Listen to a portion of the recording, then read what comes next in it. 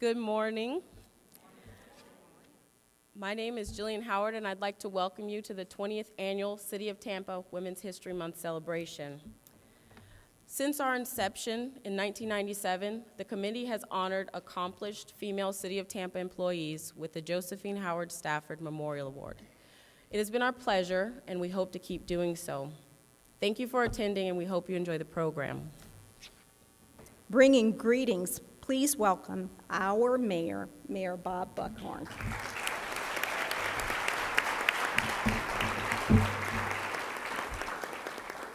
Sonia, thank you, and to all of you that are here today, thank you. I had the amazing experience of having worked alongside and worked with virtually every one of those women whose names you heard before. So it has been an honor for me to share that journey and my journey with each and every one of them. As all of you know, I started out working for the first woman mayor of the city of Tampa.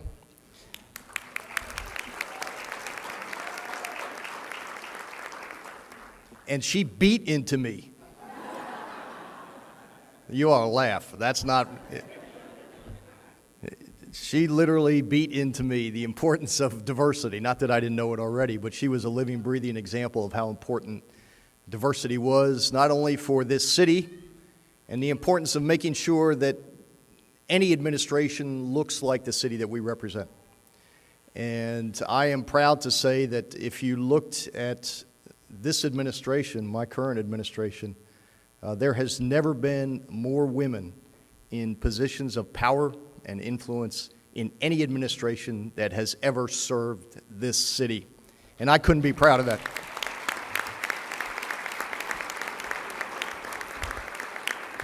So in other words, I've been bossed around by powerful women for a long time. And then I go home. And it's even worse there. As many of you know, my wife, Dr. Kathy Lynch, is a force in her own right, who tolerates no foolishness, and has passed that on to my two daughters. So much so that my 10-year-old, who has obviously been listening to some of the speculation that flies around in my life, came into the back room the other day after listening to a report on TV where they were talking about, you know, whatever I may or may not do after this, and she came back into that back room, and since all of you have grown up with her, you know what she looks like. She is redheaded, freckle-faced. She looks like an Irish terrorist. And she will drop the gloves at the first opportunity. This is the downside to raising powerful young women. She came back into that back room, and she puffed herself up, and she said to me, she said, "Daddy, I am not moving."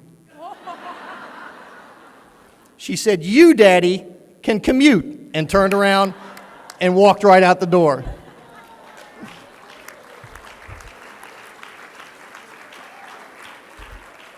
And I said to Kathy, my wife, I said, "Honey, looks like we're buying a puppy." But to all of you that are here today, and to our guest speaker who has served this nation, and to those of you that wear the uniform, thank you for what you do. I had the opportunity last night to be at General Lloyd Austin's farewell dinner, and I never cease to be amazed by the vigilance and the honor and the dignity with which the men and women who serve this great country carry themselves every day. So thank all of you.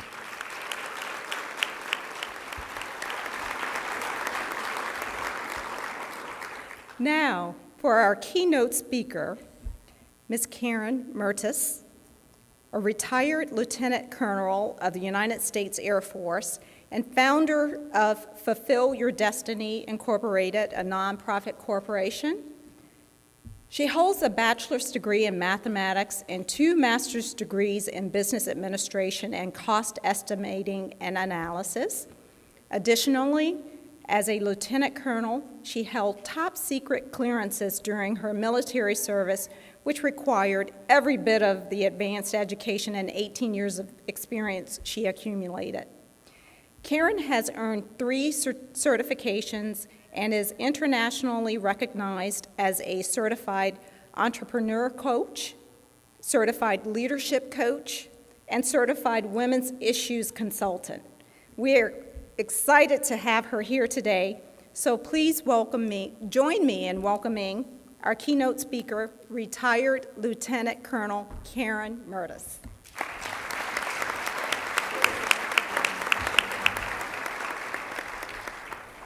Thank you, Sonia, for that very nice introduction, and thank you to the Women's History Month Committee for inviting me to speak here today. It is my honor to be with you all.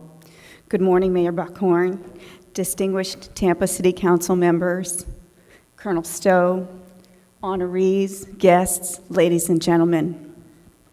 Thank you all who serve our country and to serve our great city. Today, I hope to make you smile and present ideas that you'll find inspiring and offer what I call takeaways, thoughts that I hope you'll ponder long after our time together this morning has passed. You'll hear how to become a champion leader when you triumph through tragedy, to fulfill your destiny when you inspire yourself and others to live the life that you've always envisioned. The key to success rests in people like us who embody the spirit of greatness by saying, "Yes, I can, and you can too." Thank you to all for giving your time, energy, and endless dedication in service to our country and our great city of Tampa. We meet and learn from champions every day. I've learned that to be a champion, we must think like a champion, because champions think differently than everyone else. We approach our life and work with a different mindset and belief system that separates us from the pack in 5 different ways. First, champions expect to win. When we walk on the court, field, into a meeting or classroom, we expect to win. In fact, we're surprised when we don't win. We expect success, and our positive beliefs often lead to positive actions and outcomes. We win in our minds first, and then we win in the hearts and the minds of our customers. Second, that champions celebrate the small wins. By celebrating the small wins, champions gain the confidence to go after the big wins. Big wins and big success happen through the accumulation of many small victories. With the right kind of celebration and reinforcement, champions work harder, practice more, and believe we can do greater things. Third, champions don't make excuses when we don't win. We don't focus on the faults of others. We focus on what we can do better. We set our mistakes and defeats aside, and we see them as opportunities for growth. As a result, we become stronger, wiser, and better. Fourth, champions focus on what we get to do, not what we have to do. We see our life and work as a gift, not an obligation. We know that if we want to achieve a certain outcome, we must commit and appreciate the process. We may not enjoy every moment of the journey, but our attitude and will help us develop our skill.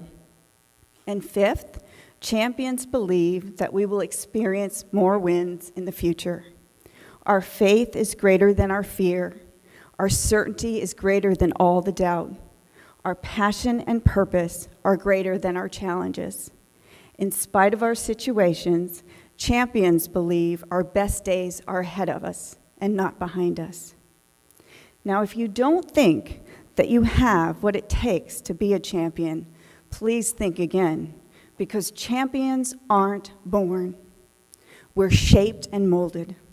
We can develop our mindset and the mindset of our leadership team with the right thinking, beliefs, and expectations that lead to powerful actions and successful endeavors.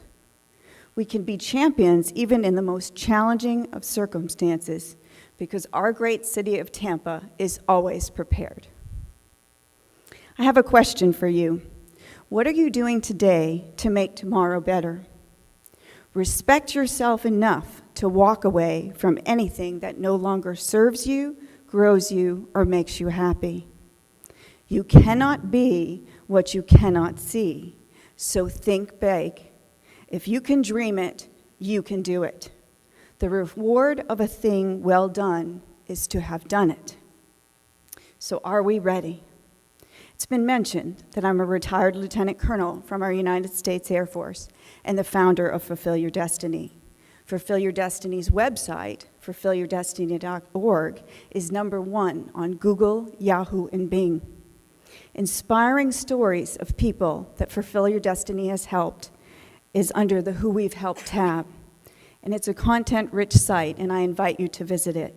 In 2014, WEDU honored Fulfill Your Destiny with their Be More Entrepreneurial Engaged Philanthropist Award. I'm dedicated to enriching the lives of others by bringing business and community together.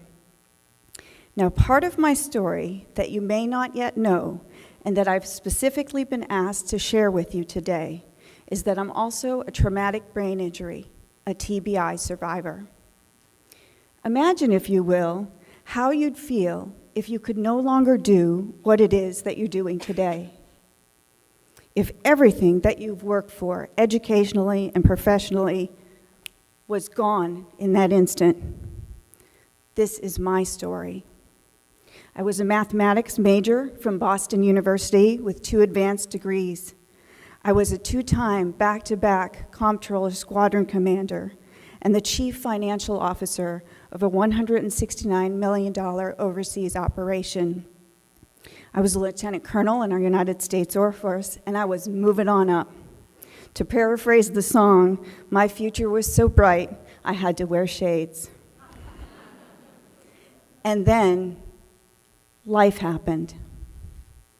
February 7th, 2007 was the day that forever changed my life's path. I was serving right here on MacDill Air Force Base, and I was driving the speed limit on I-75 when I was struck at 7:20 p.m. by a drunk driver that was traveling literally over 100 miles per hour. He had a blood alcohol level of 0.221, nearly 3 times the legal limit. Both cars were totaled. My axle snapped in half and was pushed into my transmission, which caused my brakes and steering to fail. My vehicle's undercarriage dragged, creating sparks, the distance equivalent of 3 football field lengths. And the smell of burning rubber was absolutely horrifying, as I had a full gas tank and I worried that it would catch fire. The impact upon my head and brain were multiple G-forces. My brain literally cracked and bled inside my skull. I made a futile attempt to regain control of my vehicle as my car slid sideways down the interstate, with cars in the remaining lanes traveling by me at highway speeds, veering around my car to avoid hitting me. During this time, as my life hung in the balance, I promised that if I were fortunate to survive, I'd spend the rest of my life helping others. As we all know, bad things happen to good people every single day. But it is our character that drives our destiny in life. We always have a choice to be a victim, no, or become victorious despite all odds. For every deficit, I found a new strength. So my motto is to be better, not bitter. I have come to own my traumatic brain injury, but I am determined not to be owned by it. My TBI has taken me in positive directions I never would have gone. I've found what most would have deemed obstacles have in fact become opportunities for different kinds of success. So what did I do to make gallons of lemonade out of that big lemon? My lesson is that out of pain comes our passion and we find our purpose.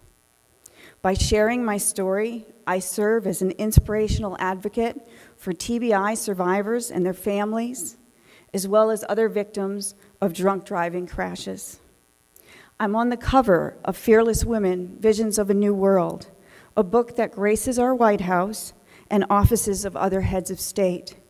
My cover photo even was featured on the Reuters billboard in New York Times Square. I was honored by our Tampa Bay Lightning as one of our community heroes during the inaugural year of this very generous gift to our city. I was a celebrity dancer in Julie Weintraub's Hands Across the Bay's Dancing with the Stars. And I was fortunate to garner the most online votes, so personally raising tens of thousands of dollars for the designated charities. I'm a #1 Amazon best-selling author of Plaintiff 101, where all proceeds directly benefit Fulfill Your Destiny.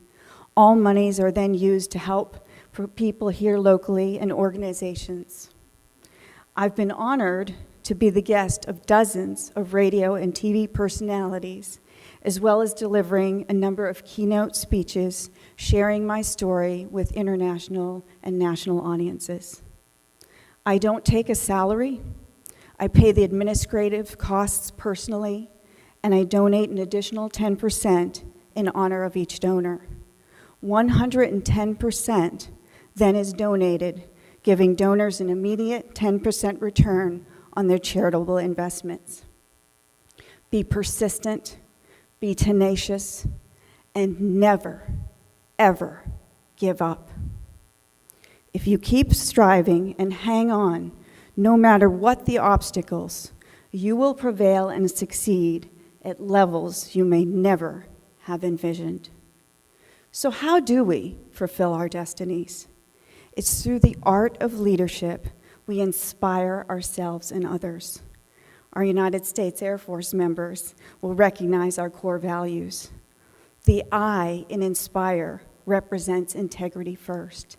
The N, nothing, as in nothing should stop us. The S, service before self. The P, perseverance. The second I in inspire, ingenuity. The R, respect and responsibility. And the E, excellence in all we do. Since we have many reasons to succeed, we simply do not have reasons to quit. And since we're not quitting, we cannot fail. As you fulfill your destiny, take others on your journey with you. Much like our bodies need exercise to perform at their peak, our souls need philanthropy to make our hearts happy. Help as many people as you can by providing a hand up. Strive to be relevant by making a difference in other people's lives each and every day. Fulfill Your Destiny's motto is be a hero. Hands eagerly reach out to help others when and where needed. We experience what Fulfill Your Destiny calls charity-generated endorphins when we donate our time, talents, treasures, or combination of these to others. Be entrepreneurial, innovative, groundbreaking, and above all else, go all in and choose to give your very, very best at all that you do. When you think of stopping for the day, do one more, just one more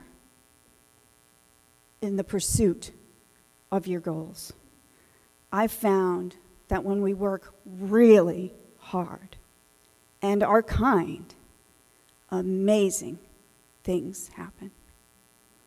If I can help you in any way, please contact me. Remember that your worst day can become your best bad day. Embrace this. Enjoy your journeys and fulfill your destinies. I thank you very much.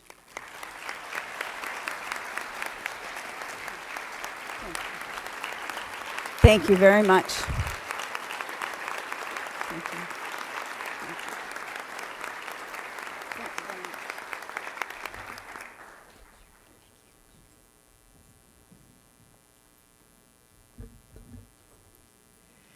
Thank you, Lieutenant Colonel. What a great day we're having, aren't we?